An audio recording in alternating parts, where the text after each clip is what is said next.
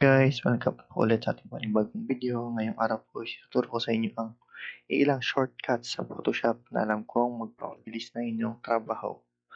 Ang una na dyan is Control Alt C. Ang una dyan is Control Alt C. Dito po is kung i-adjust nyo po yung canvas size or yung size na inyong project, dito nyo po siya ma-adjust. Ang ikalawa po is Control Alt I. Control Alt I. Dito nyo po ma-adjust ang pixel or yung kung gusto nyo gaano kalinaw ang inyong project na ginagawa.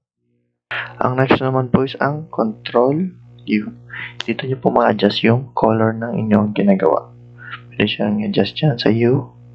Yan, mag-iba po yung kulay niya. Ginagamit lang po ito in case na fix na po yung color ng inyong o hindi po editable yung inyong project. Dito po siya pwede i-change ang kulay. Next one is yung Control J. Control J is for duplicate po. Control J, kita nyo yan. Dalawa na po yan siya. Dito yun po yan siya. Yun po ang shortcut ng duplicate. Control J. And ang next po is ang Control T. Control T is for transform. Yan. Dito yun po ma-adjust ng size ng inyong picture. Okay?